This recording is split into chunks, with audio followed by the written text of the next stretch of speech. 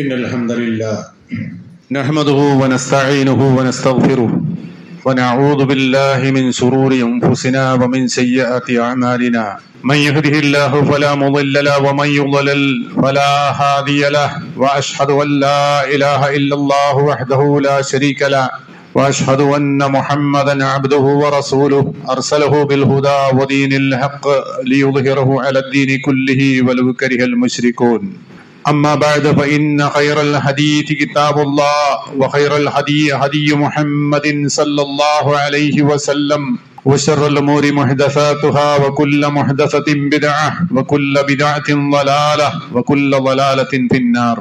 أعوذ بالله من الشيطان الرجيم. بسم الله الرحمن الرحيم.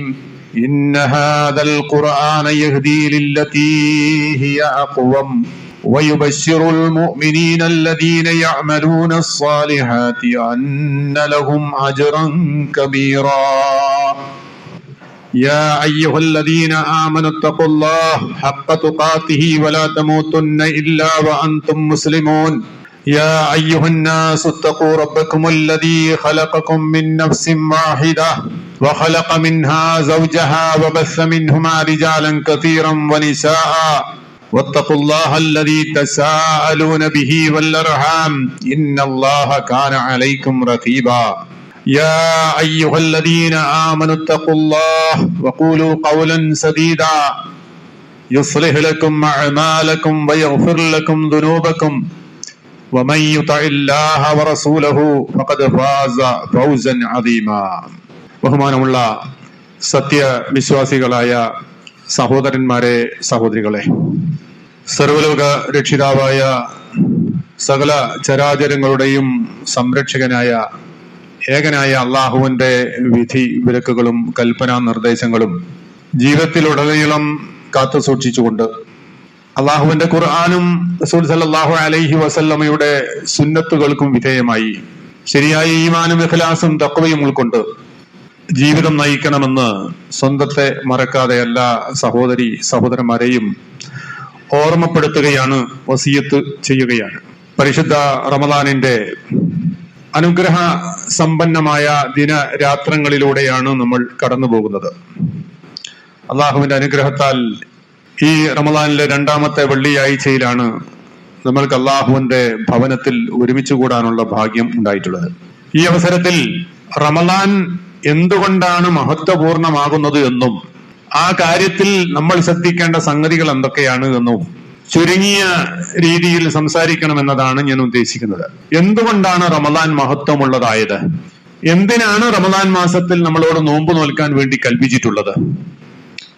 അത് വിശുദ്ധ ഖുർആൻ വ്യക്തമാക്കി പറയുന്നു. ശഹ്റു റമദാനല്ലദീ ഉൻസില ഫീഹിൽ ഖുർആൻ ഹുദൻ ലിന്നാസി വബയ്യിനാതിൻ മിനൽ ഹുദാ വൽ ഫുർഖാൻ വമൻ ശഹിദ മിൻകും അശ്ശഹ്റ ഫലിയസും. ശഹ്റു റമദാൻ, റമദാൻ മാസം, അല്ലദീ ഉൻസില ഫീഹി, ആ മാസത്തിലാകുന്നു അവതരിപ്പിക്കപ്പെട്ടത് അൽ ഖുർആൻ, വിശുദ്ധ വേദഗ്രന്ഥമായ ഖുർആൻ. എന്തിനാ ഖുർആൻ അവതരിപ്പിച്ചത്? ഹുദൻ ലിന്നാസ്, മനുഷ്യന്മാർക്കുള്ള സന്മാർഗമായി കൊണ്ടാണ്. വബയ്യിനാതിൻ മിനൽ ഹുദാ, ഹുദ എന്താണ്, സന്മാർഗം എന്ന് പറഞ്ഞാൽ എന്തൊക്കെയാണ് എന്നതിന്റെ വിശദീകരണവുമാണത്. വൽ ഫുർഖാൻ, സത്യത്തെയും അസത്യത്തെയും വിവേചിക്കുന്ന സത്യാസത്യ വിവേചകമാണ്.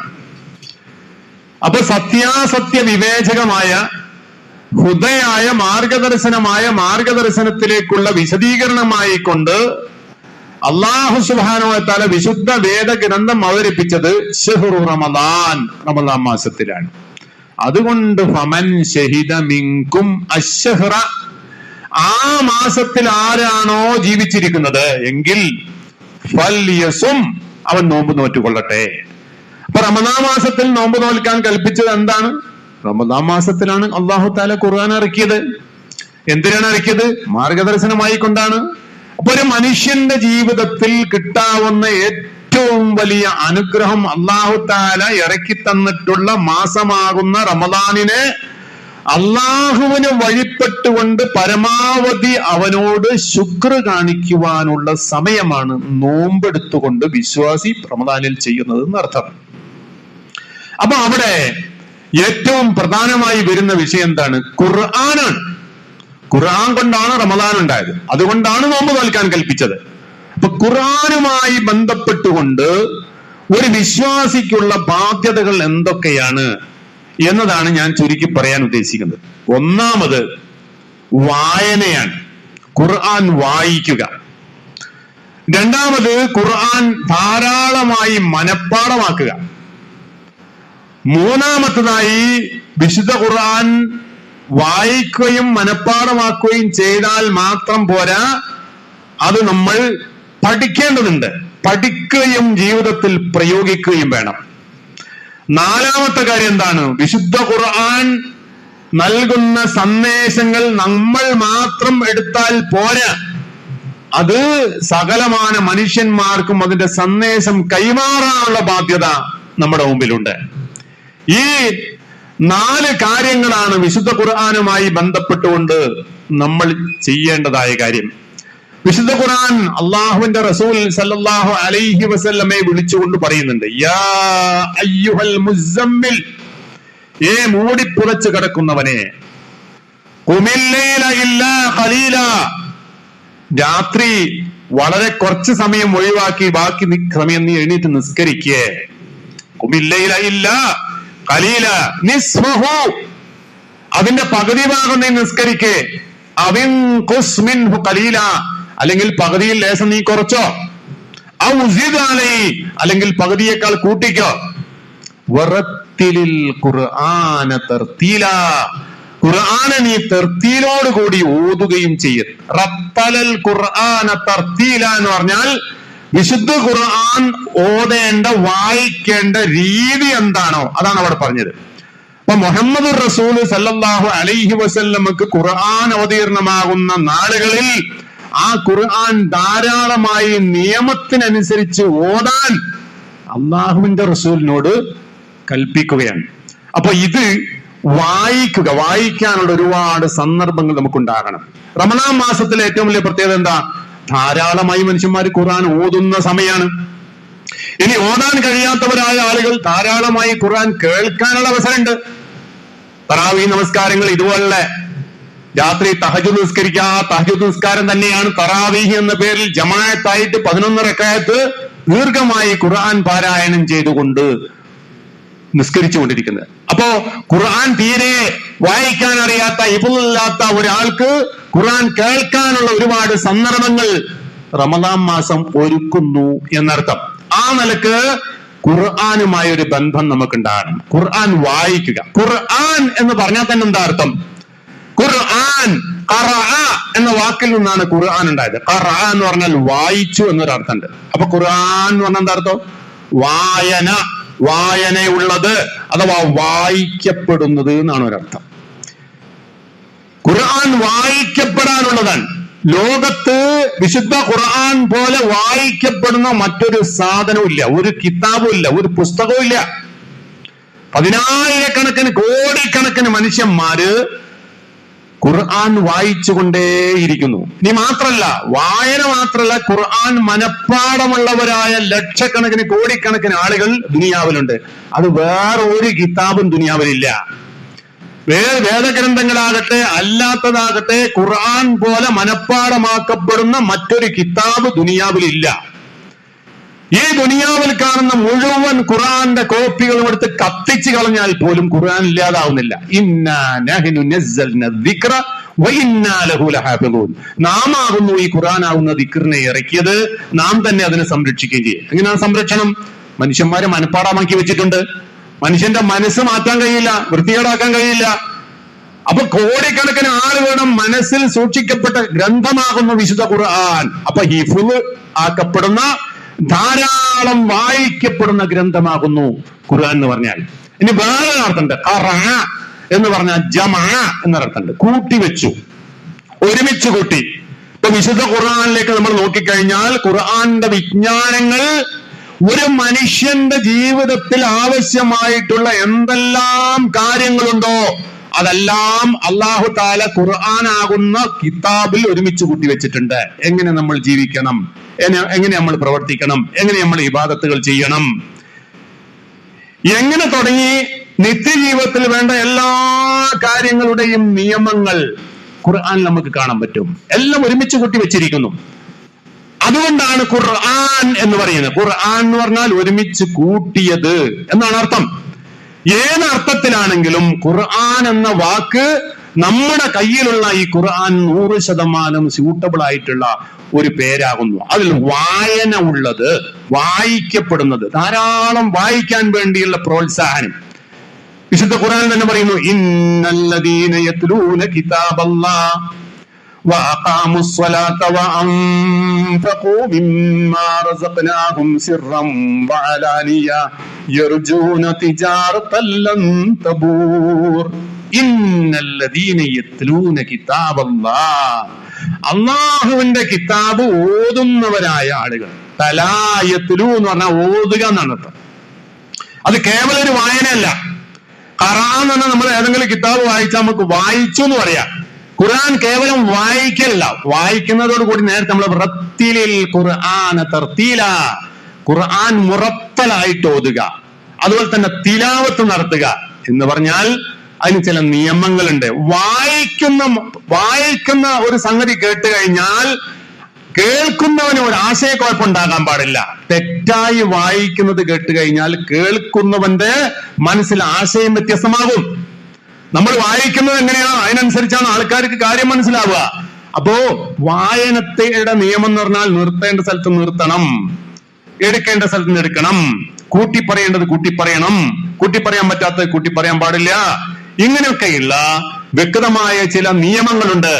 ആ നിയമങ്ങൾക്ക് വിധേയമായി വേണം ഖുർആൻ പാരായണം ചെയ്യുക. കാരണം അള്ളാഹുവിന്റെ കലാമാണത്. അള്ളാഹിന്റെ കലാമിനെയാണ് നമ്മൾ ഉരുവിട്ടുകൊണ്ടിരിക്കുന്നത് എന്ന ബോധം നമുക്ക് വേണം. അപ്പൊ ആ നിലയിൽ ഇന്നല്ലദീന യത്ലൂന കിതാബല്ലാഹ്, അള്ളാഹുവിന്റെ കിതാബ് വായിക്കുന്നവർ, പാരായണം ചെയ്യുന്നവർ, നിസ്കാരം നിലനിർത്തുന്നവർ, നാം അവർക്ക് നൽകിയതിൽ നിന്ന് ചെലവാക്കുകയും ചെയ്യുന്നവർ, സിർറൻ വഅലാനിയ, രഹസ്യമായും പരസ്യമായും. അള്ളാഹു തന്നിട്ടുള്ള ഫضല് രഹസ്യമായും പരസ്യമായും ചെലവഴിക്കുന്നവർ. അപ്പൊ 3 കാര്യങ്ങളാണ്. 1 അള്ളാഹിന്റെ കിതാബ് ഓതുക, 2 നിസ്കാരം നിലനിർത്തുക, 3 അള്ളാഹ് നൽകിയതിൽ നിന്നും അവന്റെ ഔദാര്യത്തെ ചെലവഴിക്കുകയും ചെയ്യുന്നവർ. യർജൂന തിജാറതൻ, അവർ ഒരു കച്ചവടത്തെയാണ് തേടിക്കൊണ്ടിരിക്കുന്നത്. ലൻ തബൂർ, നഷ്ടമില്ലാത്ത കച്ചവടമാണ്. ദുനിയാവിൽ ഏത് കച്ചവടം മനുഷ്യൻ ചെയ്താലും നഷ്ടം സംഭവിക്കാം, ലാഭം ഉണ്ടാകാം. എന്നാൽ ഒരിക്കലും നഷ്ടമില്ലാത്ത ലാഭം മാത്രം പ്രതീക്ഷിക്കാവുന്ന ഒരു കച്ചവടമാകുന്നു ഈ 3 സംഗതി ഒരു മനുഷ്യന്റെ ജീവിതത്തിൽ ഉണ്ടാവുക എന്ന് പറഞ്ഞാൽ. അതിൽ ഒന്നാമത്തെ കാര്യം എന്താ? യത്ലൂന കിതാബല്ലാഹ്, അള്ളാഹുവിന്റെ കിതാബിന് പാരായണം ചെയ്യുക. അപ്പൊ ഈ റമദാൻ മാസത്തിൽ നമ്മൾ ഏറ്റവും അധികം ശ്രദ്ധിക്കേണ്ട ഒരു വിഷയമാണ്. നമ്മുടെ സംസ്കാരത്തിന്റെ പ്രഭവ കേന്ദ്രമാണ് ഖുർആൻ എന്ന് പറഞ്ഞാൽ. നമ്മുടെ ജീവിതം ഉൾച്ചേർന്ന് കിടക്കുന്നത് ഖുർആനിലാണ്, ഖുർആന്റെ നിയമത്തിലാണ്. അത് അള്ളാഹുവിന്റെ കലാമാണ്. അത് വായിക്കണം. എവിടെ വായിക്കണം? പള്ളികളിൽ വായിക്കപ്പെടണം, വീടുകളിൽ വായിക്കപ്പെടണം. നമ്മുടെ ജീവിതം അതിനനുസരിച്ചായി തീരണം. അപ്പോഴേ റമദാൻ എന്ന് പറയുന്ന സംഗതി ഫലപ്രദമായി തീരുന്നു. റമദാൻ ആയത് ഖുർആൻ കൊണ്ടാണ്. ഖുർആനുമായി ബന്ധമില്ലാത്ത റമദാനായി തീരുകയില്ല. നബി സല്ലല്ലാഹു അലൈഹി വസല്ലം പറഞ്ഞു, മൻ ഖറഅ ഹർഫൻ മിൻ കിതാബില്ലാഹ്, അള്ളാഹുവിന്റെ കിതാബിൽ നിന്ന് ഒരാൾ ഒരു ഹർഫ് പാരായണം ചെയ്താൽ, വായിച്ചാൽ, ഫലഹു ഹസന, അവന് അതുകൊണ്ട് ഒരു ഹസനത്ത് കൂലിയുണ്ട്.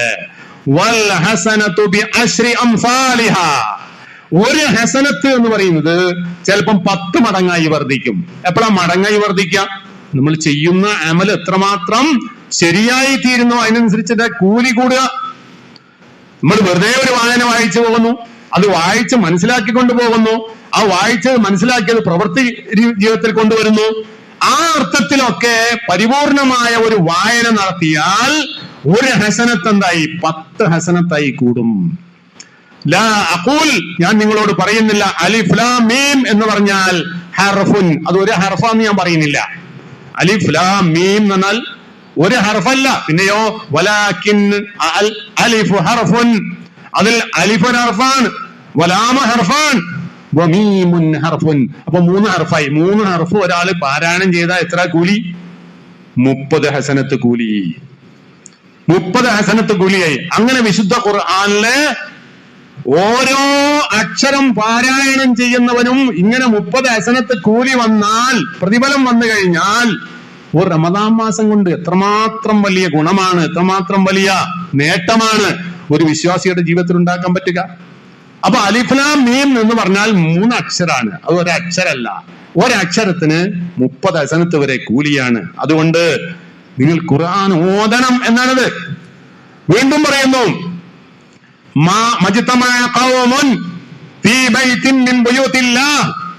അള്ളാഹുവിന്റെ ഭവനങ്ങളിൽപ്പെട്ട ഏതെങ്കിലും ഒരു ഭവനത്തിൽ ഒരു ഖൗമും ഒരുമിച്ച് കൂടുന്നില്ല.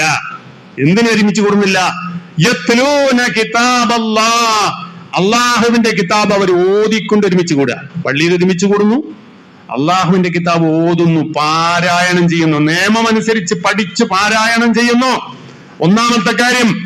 പിന്നെയോ വയതദാറസൂനഹു ഫീമാ ബൈനഹും, ആ പള്ളിയിൽ വന്നിരിക്കുന്നവരായ ആളുകൾ പരസ്പരം പഠിപ്പിച്ചു കൊടുക്കുന്നു ഖുർആൻ. അങ്ങനെയാണോ ഓതേണ്ടത്, ഇങ്ങനെയാണോ ഓതേണ്ടത്, അവിടെ അങ്ങനെ ഇഖ്ഫാ ഉണ്ട്, ഇവിടെ ഇൽഹാറുണ്ട് എന്നുള്ള കാര്യങ്ങളൊക്കെ പറഞ്ഞ് അങ്ങോട്ടും ഇങ്ങോട്ടും പഠിപ്പിച്ചു കൊടുക്കുക. അറിവില്ലാത്തവർ അറിവുള്ളവരിൽ നിന്നും പഠിച്ച് മനസ്സിലാക്കി ചെയ്യുക. അങ്ങനെ ചെയ്താൽ ഇല്ലാ നസലത്ത് അലൈഹിമുസ് സകീന, സമാധാനം അവരിൽ വന്നിറങ്ങാതിരിക്കുകയില്ല. വഗശിയതുഹുമുർ റഹ്മതു, അല്ലാഹുവിങ്കൽ നിന്നുള്ള കാരുണ്യം അവരെ പൊതിയാതിരിക്കുകയില്ല. വഹഫതുഹുമുൽ മലായികതു, മലക്കുകൾ അവരുടെ ചുറ്റും കൂടാതിരിക്കുകയില്ല. വദകറല്ലാഹു മൻ ഇൻദഹു, അല്ലാഹു ഈ പള്ളിയിലിരിക്കുന്ന, ഈ ഖുർആൻ ഓതുകയും പഠിക്കുകയും ചെയ്തുകൊണ്ടിരിക്കുന്ന ആളുകളെ കുറിച്ച് അവന്റെ മുഖറബായ മലക്കുകളോട് പറയുകയും ചെയ്യുന്ന. അപ്പൊ ഖുർആൻ ഓതുകയും പരസ്പരം പറഞ്ഞ് പഠിക്കുകയും ചെയ്യുന്നത് കൊണ്ടുള്ള നേട്ടം എന്താണ് എന്നതാണ് ഈ ഹദീസിലൂടെ അള്ളാഹുവിന്റെ റസൂൽ സല്ലല്ലാഹു അലൈഹി വസല്ലമ നമ്മെ പഠിപ്പിക്കുന്നത്. ഇഖ്റഉ അൽ ഖുർആൻ, നിങ്ങൾ ഖുർആൻ ഓതണം. ഫഇന്നഹു യഅതി ശഫീഅൻ ലിഅസ്ഹാബിഹി യൗമൽ ഖിയാമ, ഖിയാമത്ത് നാളിൽ നാളെ ഓതിയ ഖുർആൻ ഓതുന്ന വ്യക്തിക്ക് വേണ്ടിയിട്ട് ശഫാഅത്തുകാരനായിട്ട് വരുന്ന, ഖുർആൻ നമ്മൾക്ക് ശഫാഅത്ത് ചെയ്യുന്ന, നമുക്ക് സാക്ഷിയായി നിൽക്കുന്ന ഖുർആനായി നാളെ പരലോകത്ത് വരും. അതുകൊണ്ട് നിങ്ങൾ ഖുർആൻ, ഇഖ്റഉൽ ഖുർആൻ, ഖുർആൻ നിങ്ങൾ വായിക്കണം എന്നിവിടെ നബി സല്ലല്ലാഹു അലൈഹി വസല്ലമ നിർദ്ദേശിക്കുകയാണ്. രണ്ടാമത്തെ കാര്യം എന്താണ്? രണ്ടാമത്തെ കാര്യം ഖുർആൻ ഹിഫ്ളാക്കുക എന്നുള്ളതാണ്. പഠിക്കുക, വായിച്ച് പഠിക്കുന്നതോടുകൂടി ആ ഖിറാഅത്തിന്റെ നിയമം അനുസരിച്ച് അതേപോലെ ഹൃദിസ്ഥമാക്കി തീർക്കുക എന്നത് ഖുർആൻ നമ്മുടെ ഉള്ളിൽ ഉണ്ടാകാൻ ആവശ്യമാണ്. നമ്മുടെ സംസ്കാരമാണ് ഖുർആൻ എന്ന് പറഞ്ഞാൽ. അത് നമ്മുടെ ഉള്ളിൽ ഉണ്ടാകണം, വാചികമായി ഉണ്ടാകണം, നമ്മുടെ കർമ്മപദങ്ങളിൽ അത് വെളിച്ചമായി പ്രസരിച്ചുകൊണ്ടിരിക്കുകയും ചെയ്യണം. അതുകൊണ്ട് റസൂലുള്ളാഹി സ്വല്ലല്ലാഹു അലൈഹി വസല്ലം പറഞ്ഞു, മസലുൽ ലദീ യഖറഉൽ ഖുർആൻ, ഖുർആൻ ഓതുന്നവന്റെ ഉപമ, വഹുവ ഹാഫിളുൻ, അവൻ ഹിഫ്ളാക്കിക്കൊണ്ട്, ഖുർആൻ ഹിഫ്ളാക്കിക്കൊണ്ട് ഖുർആൻ ഓതുന്നവന്റെ ഉപമ എന്ന് പറഞ്ഞാൽ അയാൾ മഅസ്സഫറത്തിൽ കിറാമിൽ ബററ, കിറാമുൻ ബററയുടെ കൂട്ടത്തിലായിരിക്കുന്ന. സഫറത്തിൽ കിറാമിൽ ബററ എന്ന് പറഞ്ഞാൽ അവിടെ രണ്ടർത്ഥങ്ങൾ ഉലമാക്കന്മാർ പറയുന്നുണ്ട്. ഒന്ന് അൽ മലായികത്തു, അള്ളാഹുവിന്റെ മലക്കുകളുടെ കൂട്ടത്തിലായിരിക്കും. അതല്ലെങ്കിൽ അള്ളാഹുവിന്റെ റസൂലുമാരുടെ കൂട്ടത്തിലായിരിക്കും. അവരെ കുറിച്ചാണ് സഫറത്ത് എന്ന് പറയാ, മഅസ്സഫറത്തിൽ കിറാമിൽ ബററ. പിന്നെയോ വമസലുൽ ലദീ യഖറഉ, ഇനി ഖുർആൻ ഓതുന്ന ഒരുത്തന്റെ ഉപമ, വഹുവ യതആഹദുഹു വഹുവ അലൈഹി ശദീദുൻ ഫലഹു അജ്റാൻ, അയാൾ എന്നും നിത്യമായി ഖുർആൻ ഓതാൻ വേണ്ടി പരിശ്രമിച്ചുകൊണ്ടിരിക്കുന്നു. പക്ഷെ അയാൾക്ക് ഓതാൻ പ്രയാസമുണ്ട്, വളരെ ബുദ്ധിമുട്ടാണ്. ബുദ്ധിമുട്ടോട് കൂടിയാണ് അയാൾ ഓതുന്നത്. കണ്ണിന്റെ കാഴ്ചയൊന്നുമില്ല, ശരിക്കും ഓതിയിട്ട് കിട്ടുന്നില്ല. അങ്ങനെ പ്രയാസത്തോടു കൂടിയാണ് ഒരാൾക്ക് ഖുർആൻ ഓതുന്നത് എങ്കിൽ അയാൾക്ക് എന്താന്ന് പറയോ, ഫലഹു അജ്റാൻ, 2 കൂലിയുണ്ട്. എന്തിനാ 2 കൂലി? ഒന്ന്, അയാൾ ഖുർആൻ ഓതിയതിന്റെ കൂലി. 2, അയാൾ ഖുർആൻ ഓതാൻ വേണ്ടി അനുഭവിക്കുന്ന കഷ്ടപ്പാടിന്റെ പേരിൽ അയാൾക്ക് കൂലിയുണ്ട് എന്നാണ്. അപ്പൊ ഇതൊക്കെ നമ്മളോട് പറയുന്ന കാര്യങ്ങളാണ്, നമ്മുടെ ജീവിതത്തിൽ കൊണ്ടുവരേണ്ടതായ സംഗതിയാകുന്നു എന്ന് നമ്മൾ മനസ്സിലാക്കണം. അതേപോലെ വിശുദ്ധ ഖുർആൻ പറയുന്നു, ബൽഹുവ ആയാതും ബയ്യിനാതും ഫീ സുദൂരില്ലദീന ഊതുൽ ഇൽം. സൂറത്ത് അങ്കബൂത്തിലെ 49-ാമത്തെ ആയത്തിൽ ബൽഹുവ, അത് ആ ഖുർആൻ എന്താണ്? ആയാത്തുൻ ബയ്യിനാത്തുൻ, വ്യക്തമായ ദൃഷ്ടാന്തങ്ങളാണ്. ഫീ സുദൂരില്ലദീന ഊതുൽ ഇൽമ, അറിവ് നൽകപ്പെട്ടവരായ ആളുകളുടെ ഹൃദയത്തിലുള്ള. അപ്പൊ മനസ്സിന്റെ ഉള്ളിലുണ്ട് ഖുർആൻ. മനസ്സിന്റെ ഉള്ളിൽ എന്ന് പറഞ്ഞാൽ 2 തരത്തിലുണ്ടാകാം. അതെങ്ങനെയാണ്? ഹിഫ്ളാക്കിയിട്ടുണ്ടാവുക. നമ്മള് ഖുർആനിലെ ഏതെങ്കിലും ആയത്തുകൾ ഹിഫ്ളാക്കി മനസ്സിൽ സൂക്ഷിച്ചു വെക്കുക. അതല്ലെങ്കിൽ ഹിഫ്ളാക്കിയിട്ടില്ലെങ്കിലും ഖുർആൻ പറഞ്ഞിട്ടുള്ള ആയത്തിന്റെ സന്ദേശം നമ്മുടെ മനസ്സിന്റെ ഉള്ളിൽ സൂക്ഷിച്ചു വെക്കുക. അത് നമ്മുടെ ജീവിതത്തിന്റെ വെളിച്ചമായി തീരത്തക്ക വിധത്തിൽ കൊണ്ടു നടക്കുക എന്ന അർത്ഥത്തിലും അതവിടെ പറഞ്ഞിട്ടുണ്ട്. അതുപോലെ അള്ളാഹുവിന്റെ റസൂൽ സല്ലല്ലാഹു അലൈഹി വസല്ലം പറഞ്ഞു, മൻ ഹഫിള 10 ആയാത്തിൻ മിൻ അവ്വലി സൂറത്തിൽ കഹ്ഫ് അസിമ മിനദ് ദജ്ജാൽ.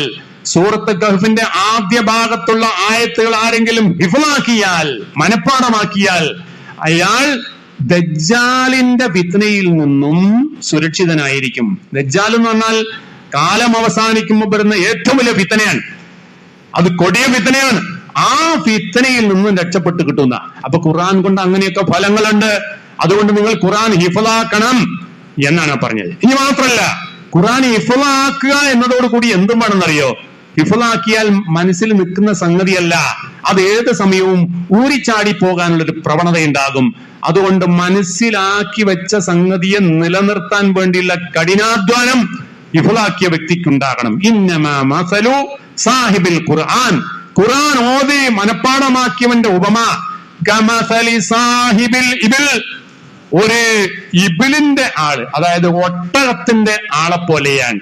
അൽ മുഅല്ലക, കെട്ടിയിടുന്ന ഒട്ടകമല്ലോ, കെട്ടിയിടുന്ന ഒട്ടകത്തെ പോലെയാണ്, ഒട്ടകക്കാരനെ പോലെയാണ്. അത് സൂക്ഷിച്ചിരിക്കണം. ഒട്ടകത്തെ ഏത് സമയം കെട്ടിയിടണം. ഫൈൻ ആഹദ അലൈഹി അംസകഹ ഫൈൻ അത്ലഖഹ ദഹബത്ത്. അത് കെട്ടഴിഞ്ഞു പോയി കഴിഞ്ഞാൽ അത് അതിന്റെ പാട്ടിന് പോകും. അതുകൊണ്ട് സൂക്ഷിക്കണം, കെട്ടിയിടണം. അതേപോലെ തന്നെയാണ് വിശുദ്ധ ഖുർആൻ പാരായണം ചെയ്യുന്ന ആള് അഥവാ ഹിഫ്ളാക്കിയ വ്യക്തി. ആ ഹിഫ്ളായത് മനസ്സിൽ നിന്ന് ഏത് സമയവും ഊരിച്ചാടി പുറത്തു പോകാനുള്ള സാധ്യതയുണ്ട്, മറന്നു പോകാനുള്ള ഒരുപാട് സാധ്യതയുണ്ട്. അപ്പൊ മറക്കാതിരിക്കണം. എന്ത് വേണം? മറക്കാതിരിക്കാൻ അത് ഉരുവിട്ടുകൊണ്ടേയിരിക്കണം, അത് പഠിച്ചുകൊണ്ടേയിരിക്കണം, അത് ആവർത്തിച്ചുകൊണ്ടേയിരിക്കണം. അത് നബി സല്ലല്ലാഹു അലൈഹി വസല്ലം പറഞ്ഞു, ബിഇസ മാ ലിഅഹദികും യഖൂൽ, നിങ്ങളിൽ ചില ആളുകളുണ്ടല്ലോ അവര് മോശക്കാരാണ്. എന്തും മോശമാകാൻ കാരണം അയാൾ പറയും,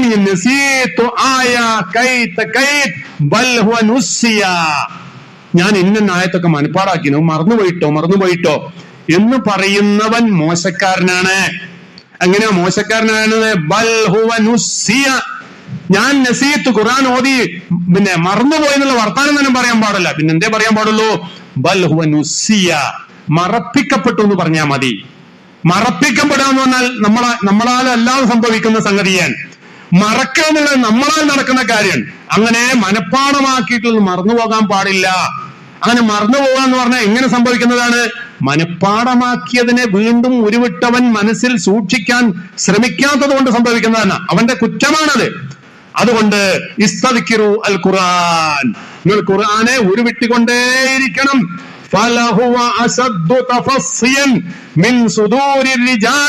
മനുഷ്യന്മാരുടെ മനസ്സിൽ നിന്നും അത് ഏത് സമയവും പിന്നെ കെട്ടഴിഞ്ഞ് പുറത്തു പോകാൻ സാധ്യതയുള്ളതാണ്.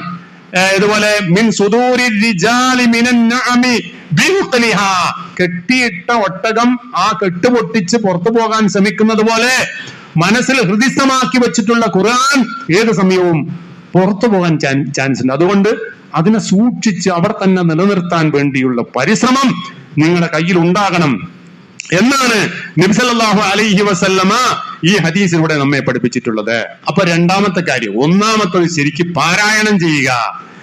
രണ്ടാമത്തെ കാര്യം ഖുർആൻ ഹിഫ്ളാക്കുക. അതിനുള്ള സംവിധാനങ്ങൾ ഉണ്ടാക്കുക, നമ്മൾ പഠിക്കുക, മറ്റുള്ളവർക്ക് പഠിപ്പിച്ചു കൊടുക്കാനുള്ള ഒരു ശ്രദ്ധ നമ്മൾ ഉണ്ടാവുക എന്നുള്ള. മൂന്നാമത്തെ കാര്യം തദബ്ബുറു ആയാതി. എന്തിനാ നമ്മൾ വായിക്കുന്നത്? വായന എന്ന് വെറുതെ ഉപരിപ്ലവമായ ഒരു വായന അല്ല.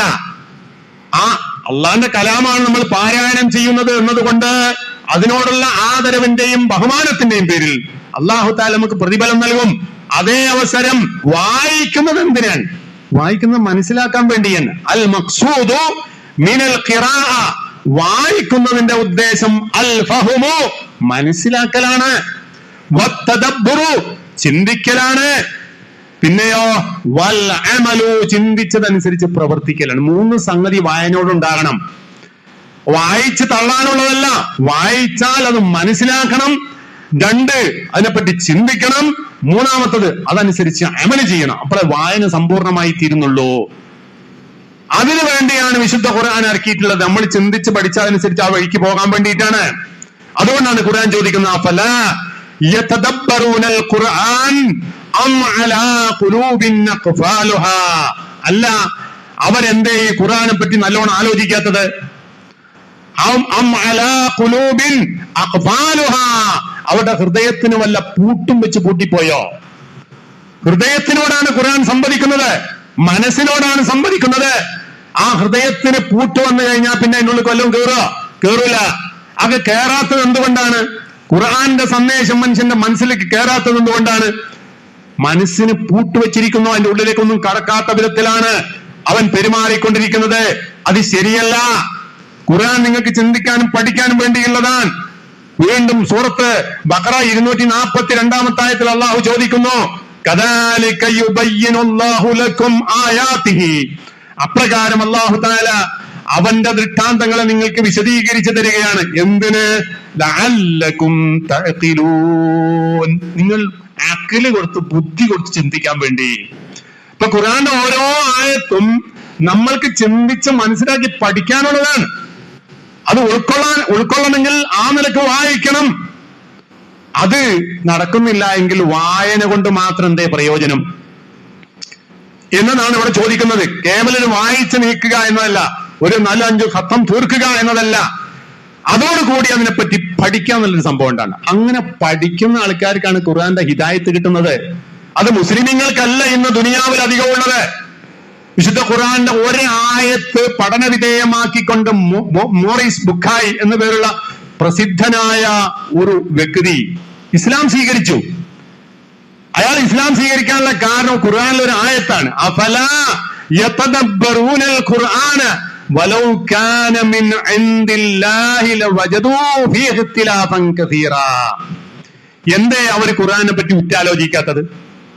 വലൗ കാന മിൻ ഇൻദി ഗൈരില്ലാഹ്, അത് അല്ലാഹുവിങ്കൽ നിന്നും അവതീർണമായിട്ടുള്ളത് അല്ലായിരുന്നുവെങ്കിൽ ലവജദൂ ഫീഹി ഇഖ്തിലാഫൻ കസീറാ, അവരതിൽ ധാരാളം വൈരുദ്ധ്യങ്ങൾ കാണുമായിരുന്നു. ഖുർആനിൽ വൈരുദ്ധ്യമില്ല. എന്തുകൊണ്ടാണ് വൈരുദ്ധ്യമില്ലാത്തത്? അത് ഈ ലോകത്തിനെ അറിയുന്ന, സകല ചരാചരങ്ങളെയും പടച്ചിട്ടുള്ള, അതിന്റെ മുന്നെയും പിന്നെയും അറിയുന്ന ഏകനായ റബ്ബിന്റെ കലാമായത് കൊണ്ട് തന്നെ 6600-ൽ പരം വരുന്ന വചനങ്ങളിൽ ഒന്ന് മറ്റൊന്നിനോട് വൈരുദ്ധ്യമാകുന്നില്ല. ഖുർആനിലെ പ്രതിപാദ്യ വിഷയങ്ങൾ എന്തൊക്കെയാണ്? എന്തെല്ലാം കാര്യങ്ങളാണ് ഖുർആനിൽ പറഞ്ഞിട്ടുള്ളത്? ആകാശങ്ങളെ, നക്ഷത്രങ്ങളെ പറ്റി പറഞ്ഞില്ലേ? ഗ്രഹങ്ങളെ പറ്റി, ഉപഗ്രഹങ്ങളെ പറ്റിയില്ലേ? സൂര്യചന്ദ്രന്മാരെ പറ്റിയില്ലേ? അതിന്റെ ചലനങ്ങളെ പറ്റി പറഞ്ഞില്ലേ? ഇതൊക്കെ ഏത് കാലാ പറയുന്നത്? ദൂരദർശിയൊന്നും കണ്ടുപിടിക്കാത്ത കാലത്ത് പറഞ്ഞതാൻ. അങ്ങനെ പറഞ്ഞിട്ടുള്ള ഏതെങ്കിലും ഒരു ശാസ്ത്രീയമായ വിഷയം ഇന്ന് മനുഷ്യൻ കണ്ടെത്തിയിട്ടുള്ള ഭൗതിക ശാസ്ത്രത്തിന്റെ അറിവുകൾക്ക് വിരുദ്ധമായി തീരുന്നില്ല. എന്തുകൊണ്ടാവാത്തത്? അതിനെപ്പറ്റി അറിയുന്നവനായ റബ്ബാണ് അത് ഇറക്കിയത്. അതുകൊണ്ട് തന്നെ ഇങ്ങനെ പഠിച്ചവനായ വ്യക്തി ആ ഖുർആനെ എന്തുമായി താരതമ്യം ചെയ്തു? ബൈബിളുമായി താരതമ്യം ചെയ്തു. ഈ പറഞ്ഞ വ്യക്തി ഒരു ബൈബിളിന്റെ ആളാണ്, ക്രൈസ്തവ വിശ്വാസിയായ ആളാണ്. അദ്ദേഹം ബൈബിൾ പഠിച്ച ആളാണ്. ബൈബിളില് അദ്ദേഹം നോക്കുമ്പോ ഈ പറഞ്ഞ തത്വം അവിടെ കാണില്ല, വൈരുദ്ധ്യങ്ങളുണ്ട്. ഈസാ നബി അലൈഹി സ്വലാത്തു വസ്സലാമിന് അള്ളാഹു ഇറക്കിക്കൊടുത്താണ് ഇൻജീൽ. അതാണ് ഇന്നത്തെ ക്രിസ്ത്യാനിയുടെ കയ്യിലുള്ള പുതിയ നിയമം എന്ന് പറയുന്ന വസ്തു. പുതിയ നിയമം എന്നാൽ 4 സുവിശേഷങ്ങളാണ്. മത്തായിയുടെ സുവിശേഷം, യോഹന്നാന്റെ സുവിശേഷം, മാർക്കോസിന്റെ സുവിശേഷം എന്ന് പറഞ്ഞ 4 സുവിശേഷങ്ങളുണ്ട്. ആ 4 സുവിശേഷങ്ങൾ കൂടിയതിനാണ് ഇന്ന് ആധുനിക സമൂഹത്തിൽ ഇഞ്ചീൽ എന്ന് പറയാം. അത് അള്ളാഹ് ഇറക്കിയതല്ല. അള്ളാഹ് ഇറക്കിയത് വിശുദ്ധ ഖുർആൻ ഇറങ്ങിയതുപോലെ തന്നെയുള്ള കിതാബായിട്ടാണ് ഇഞ്ചീൽ ഇറങ്ങുന്നത്. അത് അവരുടെ കയ്യിൽ നിന്ന് പുരോഹിതന്മാര് തട്ടിപ്പറിക്കുകയും അതിനെ കോട്ടിമാറ്റുകയും നശിപ്പിക്കുകയും ചെയ്തു. അങ്ങനെയുള്ള സാധനം അത് സ്വാഭാവികമായും മനുഷ്യനിലേക്ക് ചേർത്തിട്ട് ഇഞ്ചീൽ ലൂക്കയുടെ ഇഞ്ചീൽ, മത്തയുടെ ഇഞ്ചീൽ എന്ന് പറയുമ്പോ ഇഞ്ചീലിനെ ചേർക്കുന്ന അള്ളാഹുലേക്കല്ല, മത്തായിലേക്കും യോഹന്നാനിലേക്കും ചേർക്കുന്നു. അവർ ഏരിയുണ്ടാക്കിയതാണ്. സ്വാഭാവികമായും അതിൽ ആദ്യം പറഞ്ഞതിന് വിരുദ്ധമായി രണ്ടാമത് കാര്യം പറയും, വൈരുദ്ധ്യങ്ങൾ ഉണ്ടാവും. പ്രപഞ്ചോൽപത്തിയെ പറ്റി ഖുർആനിൽ പറഞ്ഞ കാര്യങ്ങളുണ്ട്, ബൈബിളിൽ പറഞ്ഞ കാര്യങ്ങൾ, ബൈബിളിന്റെ പഴയ നിയമങ്ങളിൽ തൗറാത്തിൽ പിന്നെ ഈ കാര്യങ്ങളെ പറ്റി പറയുന്നുണ്ട്. അതൊക്കെ പരസ്പര വൈരുദ്ധ്യങ്ങളാണ്. എന്നാൽ ഖുർആനിൽ ഈ പ്രപഞ്ചത്തിന്റെ ഉൽപ്പത്തിയെ പറ്റി പറഞ്ഞതും അതിന്റെ വിശദീകരണങ്ങളും ഒന്നും ഒരു സ്ഥലത്തും വൈരുദ്ധ്യങ്ങളില്ല എന്ന് ഇദ്ദേഹം കണ്ടെത്തി. അതുകൊണ്ട് തന്നെ അദ്ദേഹം ഇത് അള്ളാഹുവിങ്കിൽ നിന്നുള്ള കലാമാണെന്ന് ബോധ്യപ്പെടുകയും അദ്ദേഹം ഇസ്ലാമിന്റെ മാർഗം സ്വീകരിക്കുകയും ഇസ്ലാമിന്റെ സംരക്ഷണത്തിനും പ്രബോധനത്തിനും വേണ്ടി ധാരാളം ഗ്രന്ഥങ്ങൾ രചിക്കുകയും ചെയ്തുകൊണ്ടിരിക്കുന്നു. അതാണ് മുസ്ലിമീങ്ങൾ അല്ലാത്തവരായ ആളുകൾ ഖുർആൻ കൊണ്ട് നേട്ടമുണ്ടാക്കുന്നു എന്ന് പറയാൻ കാരണം. അത് നേട്ടമുണ്ടാകാൻ പഠിക്കണം, ബൈബിൾ എന്താന്ന് മനസ്സിലാകണം, ഖുർആൻ എന്താന്ന് മനസ്സിലാകണം. അങ്ങനെ പഠിക്കുമ്പോൾ മാത്രമേ അതിന്റെ പ്രയോജനം ഉണ്ടാവുകയുള്ളൂ. അതേപോലെ തന്നെ ഇസ്രായേലി വംശത്തിൽപ്പെട്ട ഒരു പ്രസിദ്ധനായ ഭ്രൂണശാസ്ത്രജ്ഞനുണ്ട്. അദ്ദേഹം വിശുദ്ധ ഖുർആനിൽ സ്ത്രീകളെ കുറിച്ചും മുത്തല്ലഖാത്തുകളായ പെണ്ണുങ്ങൾ ഇരിക്കേണ്ടതിനെ പറ്റി പറഞ്ഞിട്ടുണ്ട്. അൽ മുത്തല്ലഖാത്തു യതറബ്ബസ്ന ബിഅൻഫുസിഹിന്ന സലാസത ഖുറൂ. വിവാഹമുക്തയായ ഒരു പെണ്ണ് 3 മാസക്കാലം പുനർവിവാഹം ചെയ്യാതെ കാത്തിരിക്കണം എന്നാണ് ഖുർആന്റെ കൽപ്പന. ഇതിനെപ്പറ്റി പഠന വിധേയമാക്കിയ ഒരു വ്യക്തി, അദ്ദേഹം വിശുദ്ധ ഖുർആനിൽ പറഞ്ഞിട്ടുള്ള ഈ നിയമത്തിന്റെ ശാസ്ത്രീയത മനസ്സിലാക്കി. അദ്ദേഹം പറഞ്ഞെന്താ അറിയോ? അൽ മുസ്ലിമത്തു അത്ഹറു നിസാഇൽ അർള്. ഭൂമിയിലെ പെണ്ണുങ്ങളുടെ കൂട്ടത്തിൽ ഏറ്റവും പരിശുദ്ധങ്ങളായ പെണ്ണുങ്ങൾ മുസ്ലിം പെണ്ണുങ്ങളാണ്. കാരണം എന്താ? ഈ തഹാറത്ത് അവിടെ ഉണ്ട്. അതായത് ഒരു വ്യക്തി ഭാര്യയായി ഉപയോഗിച്ചിട്ടുള്ള പെണ്ണിനെ മറ്റൊരാൾക്ക് വിവാഹം ചെയ്യണമെങ്കിൽ വിവാഹമോചനം കഴിഞ്ഞിട്ട് 3 മാസം കഴിയണം. അപ്പൊ അയാളെ ഗവേഷണം പോയത് എന്താണ്? എന്തിനാ ഈ 3 മാസം നിയമം വെച്ചത്? അയാൾ കണ്ടുപിടിച്ചു, ഒരു പുരുഷൻ സ്വാധീനിക്കപ്പെട്ട പെണ്ണിന്റെ അംശം, പുരുഷന്റേതായ അംശം ഈ സ്ത്രീയിൽ നിന്ന് പരിപൂർണമായി ഒഴിവായി പോകണമെങ്കിൽ 3 ഹൈദ് കാലം കഴിയണം, ശുദ്ധീകരിച്ചു പോകണമെങ്കിൽ. അത് കഴിഞ്ഞിട്ട് മറ്റൊരു പുരുഷന് ഈ പെണ്ണ് വിവാഹം ചെയ്യാൻ പറ്റൂ. അതിന്റെ ശാസ്ത്രീയത, അതിന്റെ പരിശുദ്ധി ബോധ്യപ്പെട്ടതിന്റെ അടിസ്ഥാനത്തിലാണ് അദ്ദേഹം ഇസ്ലാമാവുകയും ഇസ്ലാമിന് വേണ്ടി ഗ്രന്ഥരചന നടത്തുകയും ചെയ്തിട്ടുള്ളത്. അപ്പൊ ഖുർആൻ പഠിക്കാനുള്ളതാ. ഇതൊക്കെ നമ്മൾ ഓടിപ്പോകുന്ന സംഗതിയാണ്. ഓടിപ്പോകുന്ന ഈ കാര്യങ്ങൾ ആധുനികമായ ശാസ്ത്രവും അതിന്റെ മറ്റു സങ്കേതങ്ങളും ഉപയോഗിച്ചുകൊണ്ട് മനസ്സിലാക്കി താരതമ്യം ചെയ്ത് പഠിക്കുന്നവരായ ആളുകൾക്ക് ഇത് അള്ളാഹുവിന്റെ കലാമാകുന്നു എന്ന ഉത്തമ ബോധ്യം വരുന്നു. ആ ബോധ്യം വരണമെങ്കിൽ പഠനം എന്ന് പറയുന്ന സംഗതി അവിടെ നടക്കേണ്ടതുണ്ട് എന്നതാണ് നമ്മളിവിടെ മനസ്സിലാക്കേണ്ടത്. അപ്പോ 3 സംഗതികൾ. ഒന്ന്, ഖുർആൻ നമുക്ക് വായിക്കാനുള്ളതാണ്. രണ്ടാമതായി നമ്മൾ മനസ്സിൽ ഹിഫ്ളാക്കാനുള്ളതാണ്. മൂന്നാമതായി വിശുദ്ധ ഖുർആൻ അതിനു വേണ്ടി മാത്രമുള്ളതല്ല, അത് പഠിച്ച് മനസ്സിലാക്കി അതനുസരിച്ച് ജീവിക്കാനുള്ളതാണ്. ഈ പറഞ്ഞ സംഗതികളെല്ലാം ഒരു റമദാനിലൂടെ നമുക്ക് കൈവരുകയാണ് എങ്കിൽ അൽഹംദുലില്ലാഹ് നമ്മുടെ റമദാൻ സാർത്ഥകമായ റമദാനായി തീരും. അപ്പോ ആ നിലയിൽ ഖുർആനുമായുള്ള നമ്മുടെ ബന്ധം നമ്മൾ പരമാവധി അടുപ്പിച്ചു നിർത്തുകയും അതനുസരിച്ച് നമ്മൾ പ്രവർത്തിക്കുകയും ചെയ്യണം. അല്ലാഹു സുബ്ഹാനഹു വ തആല അങ്ങനെയുള്ള യഥാർത്ഥ സത്യവിശ്വാസികളിലും മുത്തഖീകളിലും ഉൾപ്പെട്ട് ജീവിച്ച് മരിച്ചു പോകാനുള്ള സൗഭാഗ്യം നമുക്കെല്ലാം തന്ന് അനുഗ്രഹിക്കുമാറാവട്ടെ. അഖൂലു ഖൗലി ഹാദാ അസ്തഗ്ഫിറുല്ലാഹ ലീ വലക്കും ഫസ്തഗ്ഫിറൂഹു ഇന്നഹു ഹുവൽ ഗഫൂറുർ റഹീം.